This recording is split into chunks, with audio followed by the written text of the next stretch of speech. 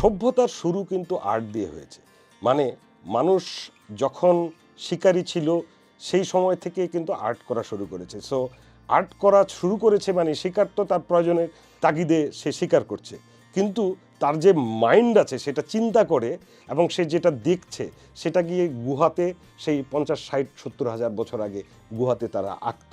এবং খুব ইন্টারেস্টিং জিনিস হলো, আমরা যে মনে করি, অনেকে মনে করি যে ছবি আঁকা ঠিক না, ছবি আঁকা পাপ, অথচ আমরা পড়ছি, আমি অ্যারাবিক পড়ছি, ইংরেজি পড়ছি, বাংলা পড়ছি, এই যে পড়ছি এই অ্যালফাবেটগুলো প্রত্যেকটাই হলো আর্ট।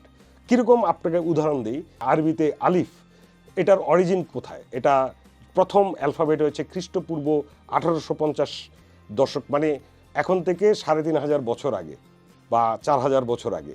তো প্রায় 4000 বছর আগে প্রথম যখন অ্যালফাবেট তৈরি হয়, যে ফিনিশিয়ানরা যখন তৈরি করে তখন তারা প্রথমে একটা অক্স হেড মানে ষাঁড়ের মাথা দিয়ে তারা এ বা আলিফ মিন করতো। ওই অক্স হেডের যে ট্রায়াঙ্গেল ওটাই কিন্তু ইংরেজিতে এ হয়ে গেছে, আর আরবিতে দেখবেন একটা আলিফ লম্বা টান। একইভাবে বিটা ছিল একটা বাড়ির মাথা, উপরের অংশ, ছাদের অংশ, সেটাকে ইংরেজিতে বি, অ্যারাবিকে বে। সো সি হচ্ছে একটা হান্টিং ক্লাব, মানে শিকার করার জন্য গল্ফের স্টিকের মতো একটা ক্লাব, সেই দাগটাই কিন্তু হয়ে গেছে সি। সো এইভাবে করেই অ্যালফাবেটের উৎপত্তি। সো কিন্তু অ্যালফাবেট আস্তে আস্তে সিম্বলে পরিণত হয়, তো সিম্বল দিয়ে কনসেপ্টগুলা মানে জটিল চিন্তাগুলা লেখা যেত, কিন্তু তারপরে একটা আর্টের প্রয়োজনীয়তা ছিল। আর্টের প্রথম ব্যবহারগুলা সবসময় তো মানুষ গুহাতে এঁকেছে, বিভিন্ন জায়গায় এঁকেছে, তারপরে যখন পাওয়ারফুল লোকরা আসলো তখন আর্ট এবং লেখা দুটোই চর্চা ছিল, এবং সেখানে আর্টটা ব্যবহার হতো রিলিজিয়াস পারপাসে, কখনো হিস্টোরিক পারপাসে, কখনো কেউ বিজয় করে আসলে সেটাকে স্মরণ করার জন্য একে বোঝানো হতো। রোমানদের মধ্যে এক্সটেন্সিভলি ব্যবহার ছিল। এবং আপনি যদি দেখেন পৃথিবীর সেই 2500-4000 বছর আগের সভ্যতা, সব জায়গায় কিন্তু আর্ট ছিল, এবং অ্যালফাবেটের পাশাপাশি আর্ট সবসময়ই ছিল একটা কিছুকে এক্সপ্রেস করতে। আপনি যদি এখন এটার সাথে কমিক্সের রিলেশনশিপ কি সেটা বোঝার জন্যই আমি এটা বলছি, যে তারা সিকোয়েন্সিয়ালি একটা বীর গাথা অথবা একটা ট্রিবিউট, কোনো রাজার মহান কীর্তি, এটা স্মরণ রাখার জন্যই কিন্তু আর্টগুলো করা হতো। ওভার দ্য টাইম মানুষ সেই আর্টের পাশাপাশি ব্যঙ্গও করে গেছে বিভিন্ন সময়। কখনো কোনো রাজা বা কোনো অত্যাচারী কোনো শাসক বা লোককে বোঝানোর জন্য বিভিন্ন সময় ব্যঙ্গচিত্র করে এসেছে। বাট এটা ইভলভটা ম্যাসিভলি হয়েছে যখন প্রিন্টিং প্রেস আবিষ্কার হয়, সেটা 400-500 বছর আগে। প্রিন্টিং প্রেস আবিষ্কার হওয়ার পাশাপাশি আস্তে আস্তে নিউজ পেপার আসলো, সেটা হয়তো উইকলি প্রকাশ হতো, এবং সেই উইকলি যখন প্রকাশ হতো সেখানেও কিন্তু প্রথম আর্ট এবং ক্যারিকেচারগুলো ব্যবহার করা হতো কোনো কিছুকে তাচ্ছিল্য করা বা একটা রূপক হিসাবে কিছুকে এক্সপ্রেস করা হিসেবে।